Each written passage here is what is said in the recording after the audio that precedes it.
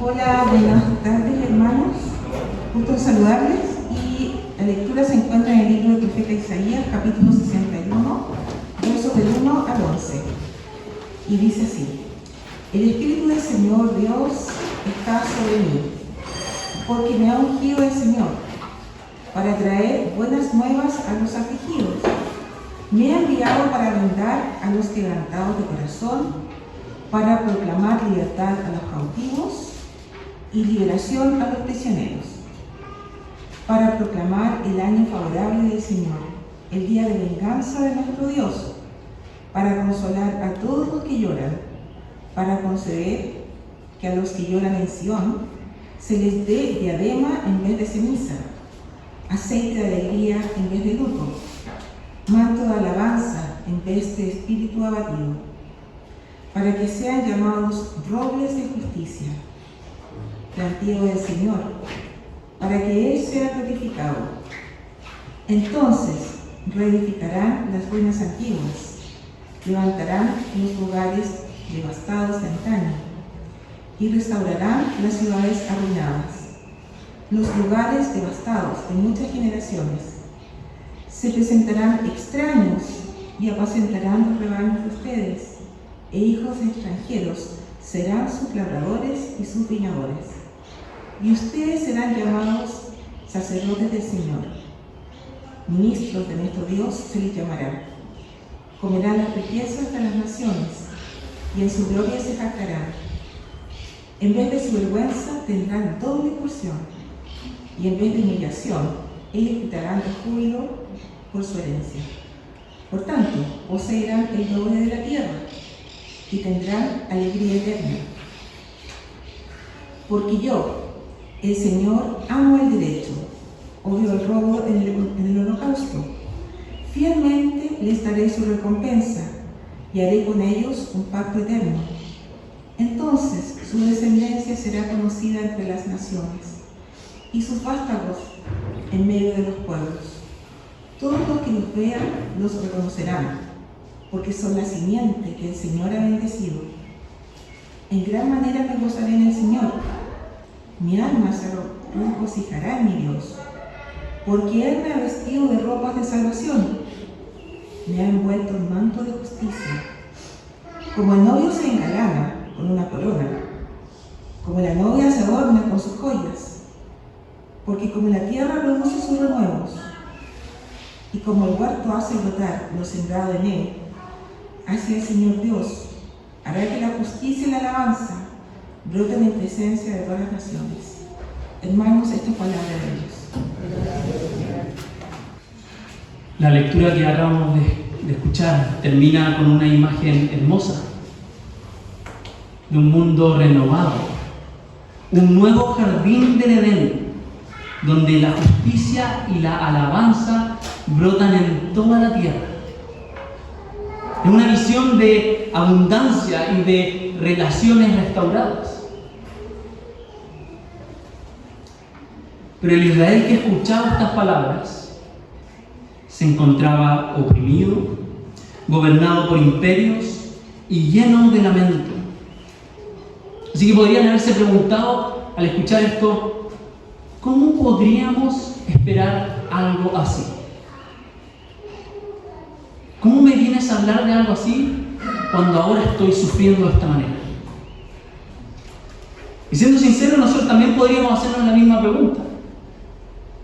Hablamos muchas veces, y a mí un tema que me encanta, y de hecho lo acabamos de cantar, ¿cierto?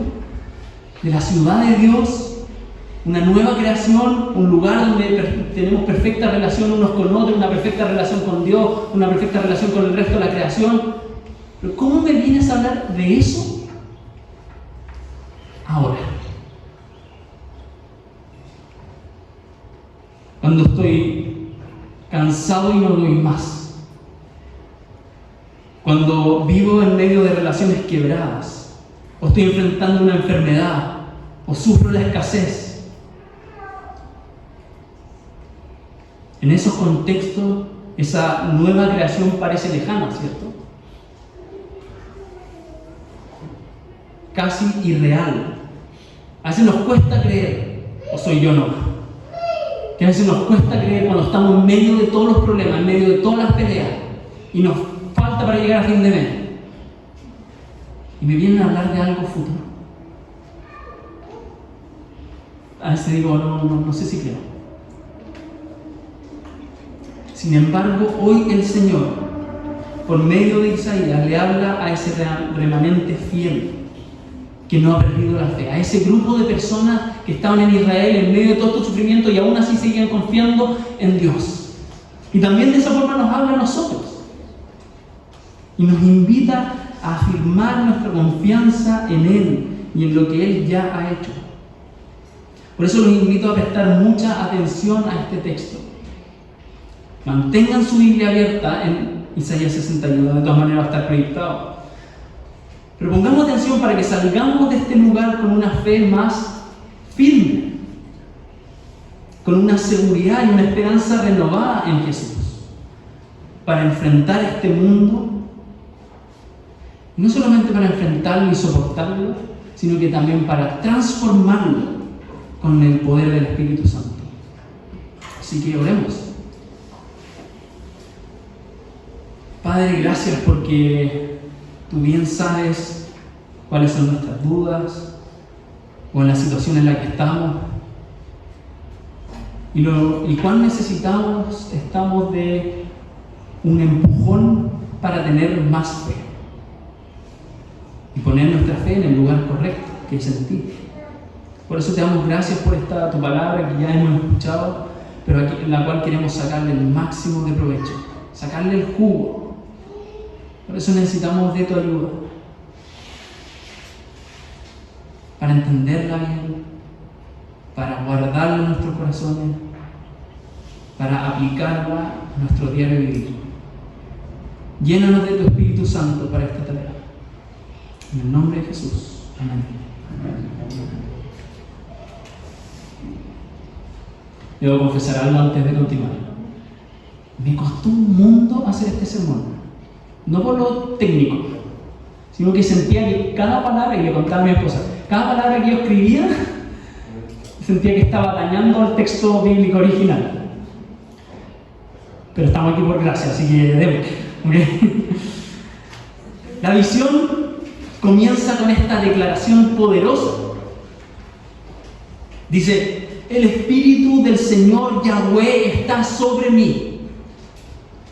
Ese Espíritu que es la presencia del Dios Creador, el dador de vida, que había inspirado a los profetas, había empoderado a los líderes de su pueblo, como los vemos en los grupos en casa y cuando estudiamos Jueces, ¿cierto? Este Espíritu que se pone sobre personas para capacitarlos para hacer grandes cosas.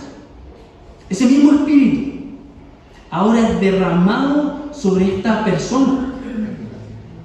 Lo unge. Así como se derramaba el aceite sobre los escogidos,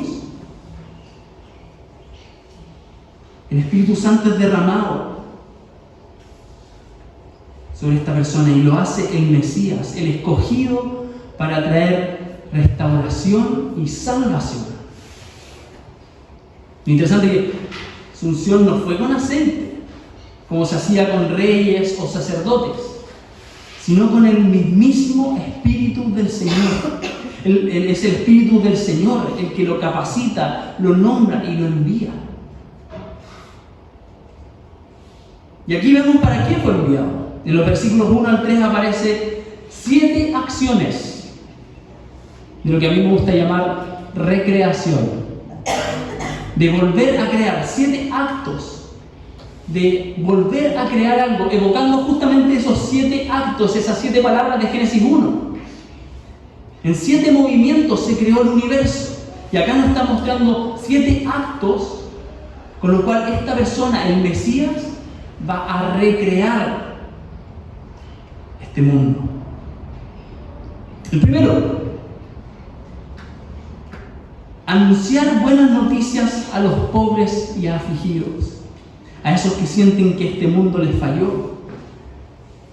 Su primer acto de recreación es trayéndoles buenas noticias, trayéndoles el Evangelio a estas personas, a los pobres y afligidos, a ellos que se reconocen necesitados del Señor. Segundo acto, vendar a los quebrantados de corazón. a esos que reconocen su pecado y que se acercan a Dios con arrepentimiento verdadero.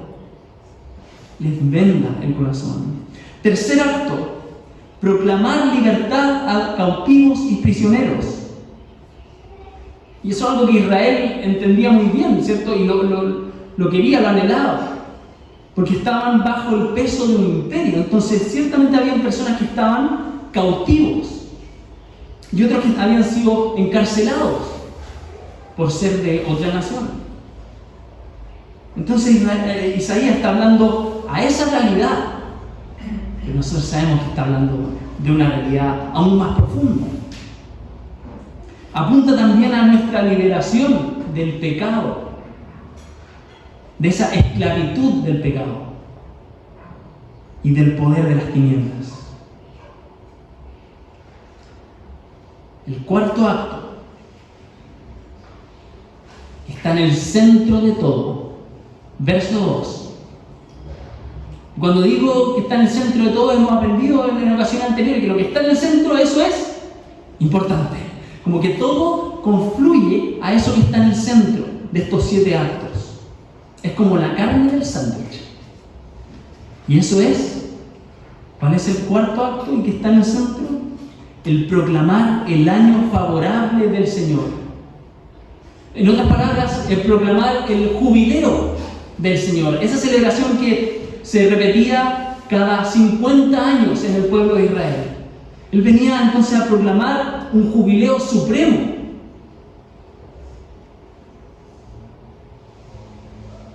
Una festividad donde se perdonaban las deudas, se devolvía lo perdido, se le daba descanso a la tierra agrícola y los esclavos recuperaban su libertad. Imagínense lo que significaba eso para una nación entera. El orden social como que se reseteaba. Era genial. El problema es que estaban oprimidos. ¿Podían celebrar el jubileo? El imperio de turno no los dejaba. Si más encima estaban sufriendo eso. Pero nuevamente Isaías está hablando acerca de esa realidad física, llamémosla, pero de una realidad más profunda, o llamémosla más elevada, una realidad espiritual, un gran jubileo que viene acompañado del día de la venganza del Señor. Así como se libera a los oprimidos, se castiga a los opresores que no se han arrepentido. Esto es salvación para los que se vuelven a Dios y juicio para quienes persisten en la opresión y en su pecado. Son dos caras de la misma moneda. Luego vienen los actos finales. El quinto, consolar a los que lloran. El sexto, transformar el duelo en gozo. En vez de ponerse ceniza en señal de duelo, se les viste de belleza. En vez de lamento, el lamento es transformado en alegría. En vez de desaliento, se transforma en alabanza. Y todo esto para el séptimo acto, para formar un pueblo firme, para que sean como árboles de justicia. Habla de un roble. ¿Y qué se imaginan ustedes cuando hablamos de un roble? Un árbol grande que soporta las tormentas, pero es un árbol de justicia, un árbol al cual otros que han sufrido pueden aferrarse, un árbol que da mucha sombra y da descanso a otros, un plantío, imagina un bosque de árboles donde otros encuentran sombra y refugio. Todo esto es lo que Jesús vino a cumplir. El Mesías, el Cristo. Por eso cuando a él le tocó entrar a una sinagoga y le dieron la oportunidad de leer el rollo del profeta Isaías, abrió justamente esto. No sé si él lo escogió o le tocaba diosidencia, ya no lo sé, pero lee justamente este pasaje y esta porción del pasaje. Esta primera porción. Cierra el rollo después de haber leído esto. Y dice, hoy se ha cumplido esta escritura que han oído.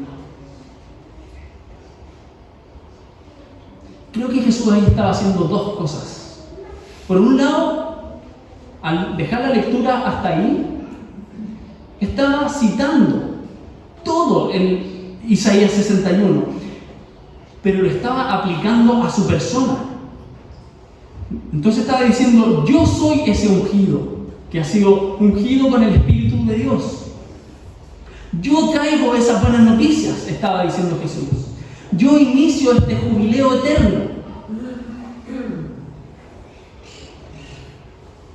Pero también creo que con el hecho de dejar la lectura hasta ahí y no completar el capítulo, también estaba diciendo que esto es lo que haría en su primera venida, donde ha venido justamente a proclamar el año favorable del Señor. Y será en su segunda venida, al término del día del Señor, donde traerá juicio y castigo sobre el mal y sobre quienes se han rebelado contra Dios sin arrepentimiento.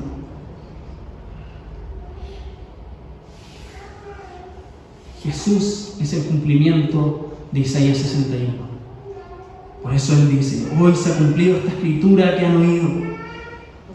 Y eso son buenas noticias para nosotros, hoy, que también estamos en mayor o menor medida en medio del sufrimiento, de la frustración, del cansancio. Ahí Jesús nos ofrece exactamente lo que Isaías prometió. Nos ofrece el Evangelio, estas buenas noticias de sanidad, de libertad, de consuelo, de gozo, de firmeza. Levante la mano, levante la mano el que dice, no, yo no necesito eso. Yo no necesito a nadie que me consuele, yo no necesito a nadie que me dé libertad, yo no necesito a nadie que me dé descanso, ni abundancia. Yo sin Jesús, sin Dios, soy pleno en gozo y firmeza. Creo que todos acá necesitamos eso, ¿cierto? Y son buenas noticias para nosotros. Que Jesús, con su vida, con su enseñanza, con su muerte, con su resurrección, Él comenzó esta nueva creación, esta recreación, y comienza a recrearnos a nosotros, comienza a recrear esta sociedad para transformarnos y prepararnos para vivir en ese nuevo jardín del Señor, el cual hablaba el verso 11 al final del capítulo. Y es por eso también que nosotros como iglesia queremos ser un lugar donde todos son bienvenidos, donde las personas quebrantadas pueden ser consoladas, pueden ser restauradas las personas. Y es nuestro deseo que todos los que vengan, todos los que vengamos, seamos transformados por el Señor. Así que yo quisiera presentarle algunos desafíos para la semana, para llevar estos primeros versos a la práctica. Por ejemplo, podríamos practicar un acto de jubileo. ¿Cómo eso? Podríamos perdonar esta semana a alguien. Perdónenme a mí, por favor. Perdonar a alguien. Podríamos devolver algo que hemos quitado. O podríamos tomarnos un día libre. Esto es un ideal, ¿cierto? Yo sé que hay personas que realmente no pueden, pero hay veces que podemos tomarnos un día libre y nos cuesta confiar en el Señor y preferimos seguir trabajando y seguir poniendo como nuestro esfuerzo en la situación. No es que si dejo de trabajar, las cosas no se van a terminar y el mundo se acaba.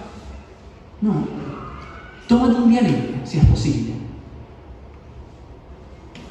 Y descansa en el Señor. Duerme, si es posible. Y confía que el Señor te va a cuidar. Eso sería un acto de jubileo. Otro podría ser identificar a alguien cercano.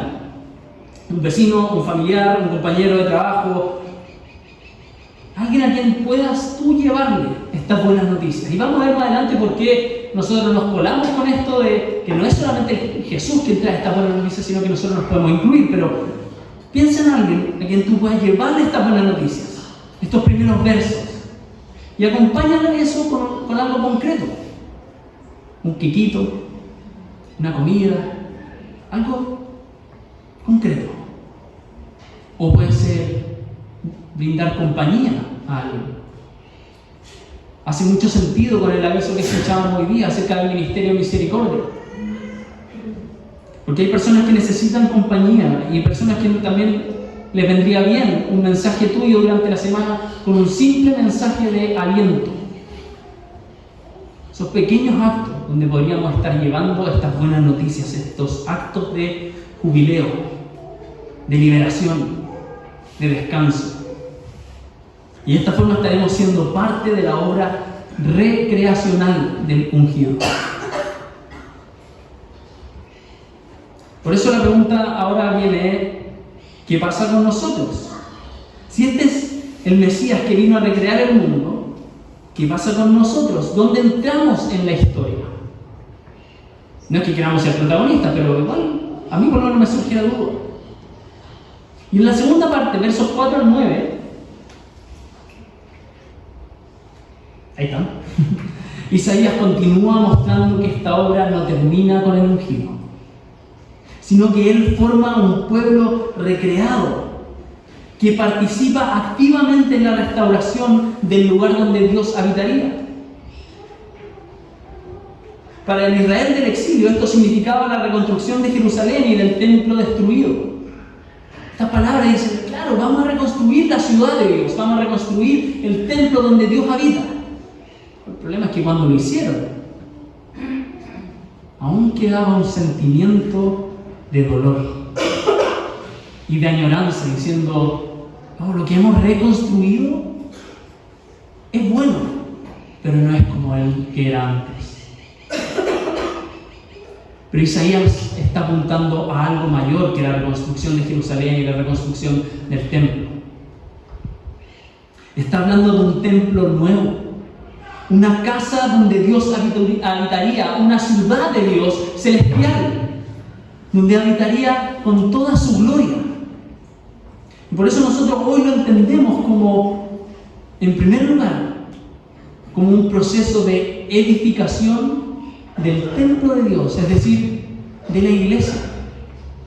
Y no una iglesia de 4 paredes, ¿cierto? Sino de este pueblo. El pueblo de Dios, donde habita la presencia de Dios. Eso es lo que Isaías promete que el Mesías haría. Edificaría este templo, la iglesia, como lo vemos en Hechos, en el libro de Hechos, ¿cierto? Además, este pueblo ya no sería oprimido por naciones extranjeras. Dice que ahora serían servidos, porque Dios los transformaría en sacerdotes del Señor. Entonces, cuando Dios dice serán servidos, no es de una manera opresiva, sino caerían en lo mismo con lo que ellos estaban sufriendo. Es así como se servía a los sacerdotes, quienes a su vez servían en el templo, así el pueblo de Dios sería servido, cuidado, porque son sacerdotes del Señor, ministros suyos. Está hablando de que el pueblo de Dios se transformaría en sacerdotes, en puentes entre Dios y las personas, en conectores o reconectores, representando a Dios ante el mundo y a las personas ante Dios, guiando a personas a Dios. Eso es lo que la restauración que veíamos en los primeros versos produce. Un pueblo sacerdotal que bendice, así como ha sido bendecido, bendice a otros y guía a otros al Señor. Es grande la responsabilidad, ¿no? Que a nosotros se nos llame sacerdotes, a todos nosotros, si hemos confiado y creído en el Señor Jesucristo, que somos representantes de Dios y que podemos y tenemos el privilegio de llevar a otros a Dios Buenísimo. Y por eso este pueblo vive en alegría y abundancia, no para guardarlo para sí, sino para compartirlo. Cristian lo decía y lo orábamos cuando recibimos la ofrenda. La ofrenda estamos diciendo: Señor, hemos recibido de ti, estos recursos no vienen de otra persona sino de ti, y ahora los entrego parte de ellos para bendecir a otros, para que esta iglesia funcione y para que como iglesia podamos cuidar y bendecir a nuestro alrededor y también a los miembros. Y eso solamente hablando de los recursos monetarios. Pero ¿cuánto más se nos ha bendecido con habilidades, tiempo, dones para bendecir a otros?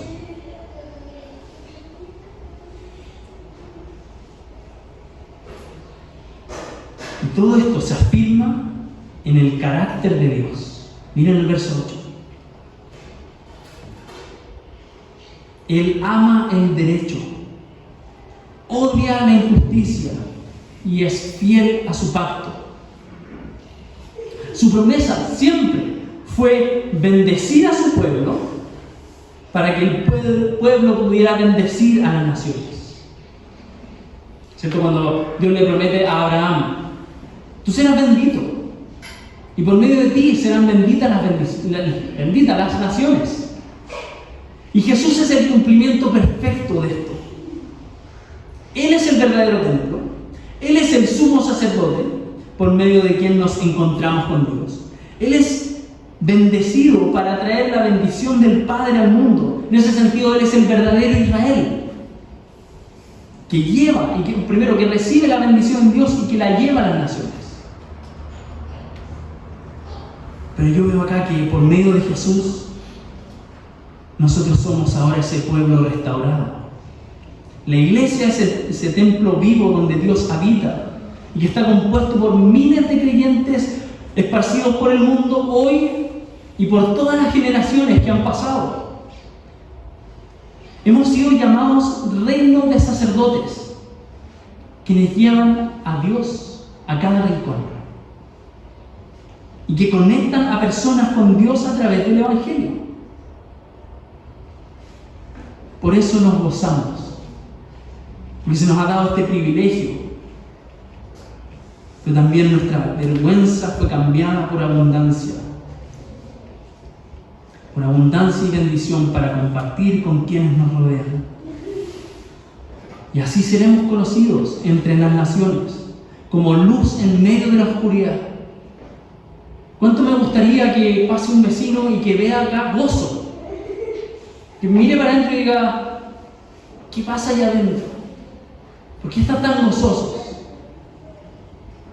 ¿O qué pasa eso en nuestro vecindario? Yo sé que cuesta. Mis vecinos escuchan mi grito y el de mis niños. Pero quiero que también vean la gracia de Dios sobre mi familia. Ahora, continuando con los desafíos prácticos para la semana, los invito a, por ejemplo, escoger una persona. Piensa ahora en una persona a quien puedas tú acercar a Dios. No acercarlo a la iglesia en primera instancia, no acercarlo a ti, acércalo a Dios.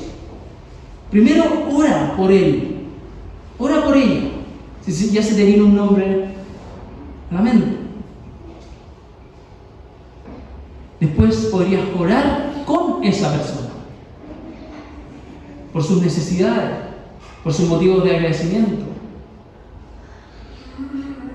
O podrías enviarle un mensaje de cariño y ofrecerle una ayuda práctica. O simplemente escuchar a la persona con la cual te encuentras en el ascensor. Podríamos también ser puentes en nuestras familias. Mi hermana era tan buena en esto, o sea, es buena todavía, pero fue tan buena para nuestra familia, siendo de alguna forma un sacerdote, un puente de reconciliación entre mi papá y yo. Y nosotros podemos ser eso, buscar la reconciliación en nuestra familia, mediar conflictos, o simplemente reunir a la familia y organizar un asado. Podríamos ser sacerdotes de esa forma y con un sacrificio agradable de aroma grato al Señor, con una carnecita, pero para juntar a la familia. Podríamos partir con esas cosas. O podríamos identificar una injusticia que esté ocurriendo en nuestro alrededor, en nuestro trabajo, en nuestro barrio, en nuestro colegio, y hacer algo al respecto, y hacerlo con el carácter de Dios. Dar un paso pequeño para poder corregir esa injusticia. Hablar, mediar, ofrecer soluciones, calmar los ambientes, como cuando te suben los gastos comunes sin avisar en tu condominio. Mañana tengo reunión de eso. ¿Y cómo cuidamos la relación entre los vecinos? De esa forma podríamos estar dando pequeños pasos de recrear este mundo y de llevar personas a Dios. Acompañar a los vulnerables. Y podría seguir con una lista. Pero Isaías no quiere que pensemos en esta misión sin mirar primero al corazón del Mesías. Así que nos muestra desde dónde el Mesías sirve, cuál es su corazón. Dice que lo hace desde el gozo, desde la gratitud, desde haber sido revestido por Dios. Por eso la tercera parte del capítulo, versos 10 al 11, nos muestra el interior del Mesías, que vuelve a hablar en primera persona y dice: me gozaré en el Señor, mi alma se regocijará en mi Dios. Y lo imagino con su boca llena de alabanza por lo que Dios ha hecho y lo que Dios hará a través de él. Y describe esta obra usando una imagen hermosa, que Dios lo ha vestido con ropas de salvación, lo ha envuelto con un manto de justicia. Es decir, ha sido vestido como un sacerdote que trae salvación y que declara justos a los pecadores y reordena un mundo desigual.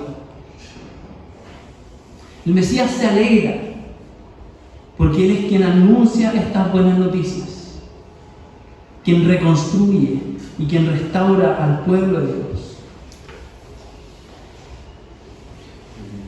con quien vuelve a plantar este jardín del verso 11. Qué gozo es poder servir y cuidar y restaurar a otros para que puedan ser parte de este jardín donde florecen la justicia y la alabanza. Su gozo brota al ver cómo lo que Dios planta finalmente brota y da fruto. Es que no podemos evitar ver a Jesús y su obra, su ministerio, ¿cierto? Cuando Él caminó ayudando a personas, levantándolos, protegiéndolos, restaurándolos, uniéndolos a su pueblo. Pero Él caminó no solo con ese gozo de ver esto ocurriendo a su alrededor, sino que también Él caminó sabiendo que enfrentaría la muerte, la cruz. Y lo hizo con un gozo supremo, o con la vista puesta en un gozo supremo.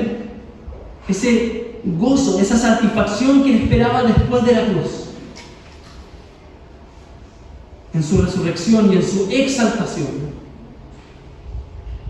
Ese es el gozo del Mesías hoy, glorificado en las alturas. Y ese es el gozo que hoy compartimos con Él, nosotros. Cristo nos ha hecho parte de su obra de salvación y justicia, y también nos ha vestido con estas ropas sacerdotales para anunciar el Evangelio y servir como sus manos y sus pies. Eso es lo que vemos en el libro de Hechos, ¿cierto?, que estudiábamos el año pasado. Cómo la obra de Jesús continúa a través de su iglesia, a través de los cristianos, también empoderados, o cuando lo igual, también ungidos con el Espíritu Santo. Somos parte de la formación de este nuevo pueblo que un día habitará con Él en el nuevo jardín de Edén. Por eso nos unimos a su alabanza, porque Él nos restaura, nos transforma y nos invita a participar de su obra mientras esperamos que todo lo que Él ha plantado florezca para la gloria del Señor. Y podríamos llevar esto también a la práctica. Por ejemplo, involucrándonos con algún equipo de servicio dentro de la iglesia. Sirviendo en la bienvenida, en el sonido, en el compartir. Que vamos a tener después, sirviendo en el Club de Jesús, sirviendo a los ancianos, como escuchábamos hoy en los avisos. ¿Y cómo vamos a hacer esto? No, porque el pastor me está obligando. No, lo hacemos con esa motivación gozosa de que el Señor nos da el privilegio de servirle. Por último, quiero invitar a quienes están aquí y sienten que aún no son parte de esto, a quienes no han recibido a Jesús como el Mesías, aquel que restaura y salva, pero que al escuchar esto dicen: quiero que Él me recree, que me vuelva, que me haga de nuevo, quiero que me renueve, quiero que me transforme para ser parte de esta obra que transforma el mundo. Si deseas recibirlo como tu Salvador y Señor, puedes decirle ahora. Y quizás es bueno no solamente para los que nunca lo han hecho, sino que para los que quieren renovar esto. Decirlo ahora en oración frente al Señor Jesús. Decirle: trae tus buenas noticias a mi vida, las necesito. Te reconozco como mi Salvador.